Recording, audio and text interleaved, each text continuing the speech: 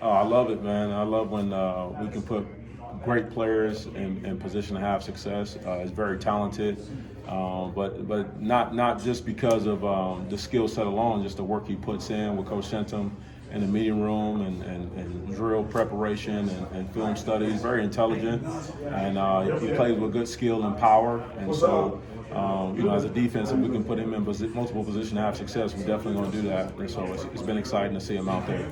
How'd you see him kind of embrace that? 'Cause it's a lot to take on, right? You Yeah. have one position and another. Like, how'd you see this offseason him kind of lean into that? Yeah, so Gabe, he's a guy that came in as a true freshman and played for us early, and produced a lot that first year. Learned the defense. He wasn't a guy that graduated high school early. He came in the summer and learned the defense and was able to execute the defense and at a high level. And so he played D-line with his hand in the dirt in high school, and so it's a position that's familiar with him. And so he's packed on a lot of weight, and but he manages it well. At times it seems like he's trying to diet to keep it off, man. But he carries it well. He moves well, and so like I mentioned before, we can put him in position to have success. We're definitely going to do that. Early downs, third downs, we want to find a way to help him help us. Coach Beal on Thursday talked about kind of similar to Johnny. It's hard to double that position on the line. So what's Gabe capable of one-on-ones, whether he's on the edge or his hand in the line? Yeah, he creates that attention. Of a player like him, he can create that attention where you want to double, but there's different guys around the front, around the second level as well that can do some things that draw attention as well. And so it only helps a guy like Gabe put him in position to have success. But ultimately, we when we step foot in this door, our number one job is to do our job, whether that's coaches, whether that's players. So if we're all collectively on a defense, 11 of us operating as one, doing our job, then we can have success. Whether that's drawing a double team or not, if we're doing our job, we're going to have success. What do you think? There's some second-year guys. Angelo got some snaps, and Pat now it's Bray. What would you think of how they played on Thursday? Yeah, I'm encouraged, man. This is the best time of year, football season, but also leading up into this season is the preparation piece. And so that's what we test them for. That's what we prepare them for these moments where, hey, your name is called, your number is called. Hey, this is your opportunity. Whether that's at the front of the game, in the middle of the game, in the middle eight, or it's at the end of the game. The expectation is the same, is to execute. And so it's been good to have an opportunity to call on a young man like Angelo, who's not afraid of the moment, who's prepared and ready for the moment, and for him to step up and execute in that situation. That was exciting to see. What were some challenges for the front against Kansas and that scheme that they run?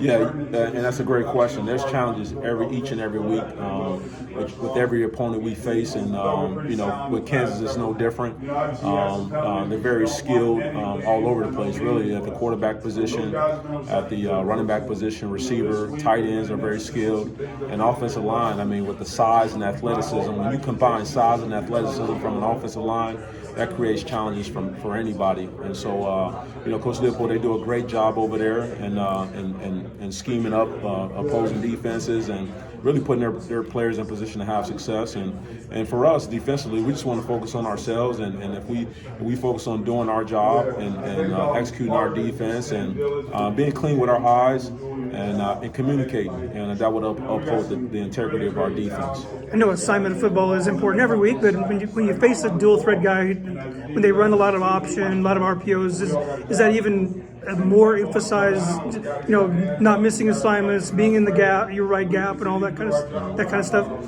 Yeah, it's always important to, like I mentioned, integrity of the defense, and that's just doing your job. And so with every play, as a defense, a lot of times we're reactive, and so we don't know what the offense is going to call, what they're going to do, and so it's important for us to maintain integrity in terms of doing our job. And so if all of our players from the front to the back end, if we have clean eyes and discipline, and we're communicating and we're doing our job, we'll be in position to have success. And so that's what's important for us.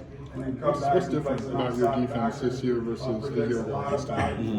Yeah, we got a lot of fresh blood in the room. Got some leadership, some guys that stepped up into leadership roles. Guys who played a little bit in the past, maybe have been injured in the past, but now they're healthy. And then we got some guys from programs that had some success, and we got some guys that are bringing. Even coaching staff, we got guys that are bringing fresh ideas and passion and energy and excitement to the field, practice field.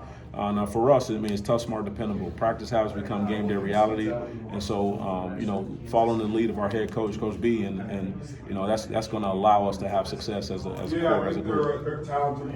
Apologies you've been asked this, but when you evaluate somebody like Gabe and just kind of give him more and more responsibility, lining him up different places to where he's going to have to know maybe where everybody's supposed to be, not only just him.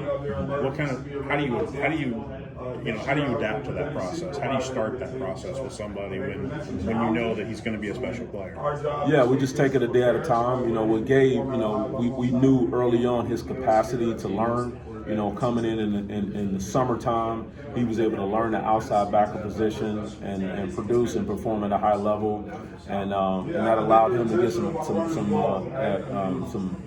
awards, some acknowledgments from that, and so when you have a player that can learn the defense, that can learn football, and you give him more opportunities, more reps, and you just get him in the weight room, get him a little bigger, you can kind of expand that playbook a little bit for him. And so it's been good for us as a defense, and really good for him as well to be a little more multiple. He played with his hand in the dirt in high school, and so it's not a foreign position for him.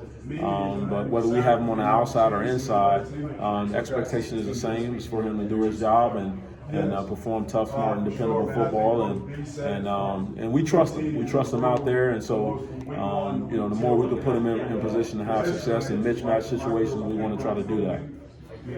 How much correlation can there maybe be drawn between 4 takeaways against CIU and maybe an off-season where that was just a major point of emphasis that was kind of hammered into the team on a daily basis? No, it's important to emphasize what you want, and you get what you emphasize, and so that's one of the things that's been a major emphasis for our defense and Coach Henry, and to just create mayhem, but you can't ultimately take the ball away if you're not in a position to do so, and so that's why it's important for us to be dependable and our guys to be in the right spots, to be aligned, to communicate and execute the calls, and to do it at a high level with passion, and so and that's from our leadership. That's from the guys that are our captains, our leadership council. The guys are doing a tremendous job of leading, but also the younger guys are following well as well. So, and that's what's important. So when you emphasize taking the ball away, but also being aligned in the right position and playing football in the right way, tough, smart, dependable, good things will happen.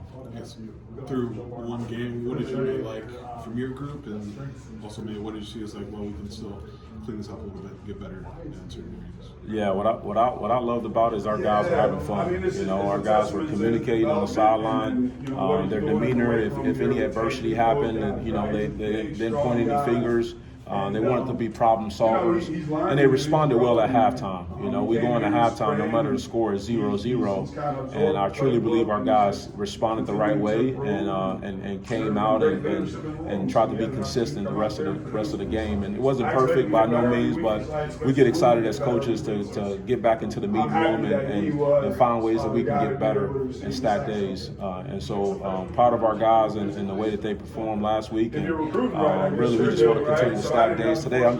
Practice today was a step forward, and that's really got to be the focus this afternoon. We'll have a chance to watch the tape and see how we can get better for tomorrow's practice as well. We had several linemen that was either their first game at Illinois or their first game in maybe a bigger roles. How do you feel like they kind of handled all the new season? No, that's a great point. We got 45 new guys in this program, and that started during fall camp. Coach B put a great emphasis of that, and so he would have first timer meetings to start start the day. And so we would have our guys that weren't just freshmen in the program, but also first timers in the program to meet specifically about how we do things here at the University of Illinois, surrounded about tough, smart, dependable. We would go over the calendar with those guys, and it would be the same meeting from a football one-on-one standpoint when the whole team got in there. So they heard a lot of messages twice. And so it's just good to have a new group of players that bring new skill sets to the team, but also with that new group to be able to help them, get used to how we do things around here, and also put them in position to have success. So, for the D line, to piggyback off of that, we meet a lot. We met a lot in the summertime, fall camp. We get those guys reps and opportunities, but also give them opportunities where they're speaking, they're up in front of the group, and so. And then time away from the facility as well. One-on-one meetings with coach and player relationships, but also the players getting together themselves and spending time building those relationships. So that's been key. Thank you.